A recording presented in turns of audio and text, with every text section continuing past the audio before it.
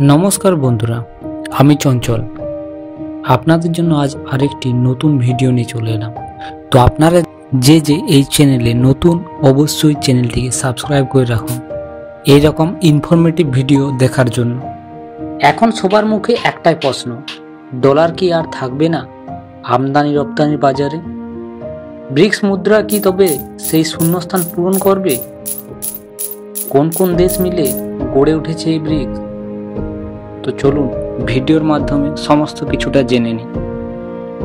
দশকের পর দশক ধরে আন্তর্জাতিক বাণিজ্যের রাজা হলো আমেরিকান ডলার, কিন্তু আজ বিশ্বে এক নতুন শক্তি মাথা তুলে দাঁড়িয়েছে, ব্রিক্স।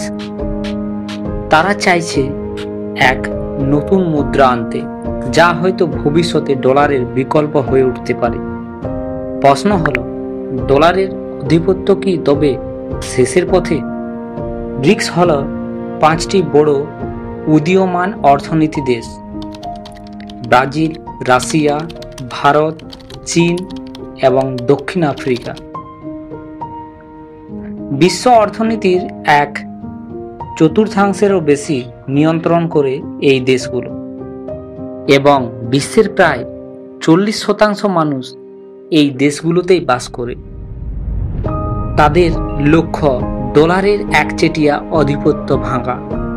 আমরা জানি আন্তর্জাতিক বাণিজ্যের প্রায় 80% ডলারের হয়, কিন্তু রাশিয়া ইউক্রেন যুদ্ধের পর থেকে অনেক দেশ মার্কিন নিষেধাজ্ঞার মুখে পড়েছে।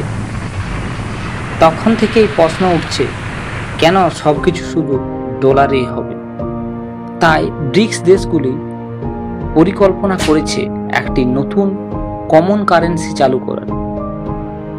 তো জেনে নিই কিভাবে কাজ করবে এই মুদ্রা। এই মুদ্রা হতে পারে এক ধরনের ডিজিটাল বা বাস্তব নোট, যা সদস্য দেশগুলির মধ্যে লেনদেনের ব্যবহার হবে। সম্ভবত এটি স্বর্ণ বা অন্যান্য কোনো প্রাকৃতিক সম্পদের উপর ভিত্তি করে তৈরি হবে, যাতে এর দাম স্থিতিশীল থাকে। এর সুবিধা হলো ডলারের উপর নির্ভরশীলতা কমে যাবে। ব্রিক্স দেশগুলি বাণিজ্য আরও দ্রুত আর সহজ হবে। বিশ্ব অর্থনীতিতে একটি নতুন ভারসাম্য তৈরি হবে। আর কি কি চ্যালেঞ্জ থাকতে পারে? সব দেশের অর্থনীতি সমান শক্তিশালী নয়। রাজনৈতিক দ্বন্দ্ব বড় বাধা হতে পারে। ডলারকে টেক্কা দিতে গেলে বিশ্বজুড়ে গ্রহণযোগ্যতা পাওয়া খুবই কঠিন হবে। এবার জানব সাধারণ মানুষের ওপর এর কি প্রভাব পড়বে।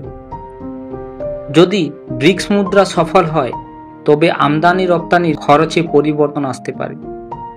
ডলারের দাম কমে গেলে বিদেশ ভ্রমণ কিংবা অনলাইনে কেনাকাটা সস্তা হতে পারে। তবে সবচেয়ে বড় পরিবর্তন হবে বিশ্ব অর্থনীতির ক্ষমতার পালাবদল। ডলারের রাজত্ব ভাঙা সহজ নয়, কিন্তু ব্রিক্স মুদ্রা সেই চ্যালেঞ্জকে সামনে নিয়ে এসেছে। হয়তো আগামী দশকে আমরা দেখব এক নতুন বৈশ্বিক মুদ্রার উত্থান, আর তখনই বোঝা যাবে ডলারের যুগ সত্যি শেষ হলো কিনা। তো হ্যালো বন্ধুরা, এই ভিডিওটি আপনাদের কেমন লাগলো?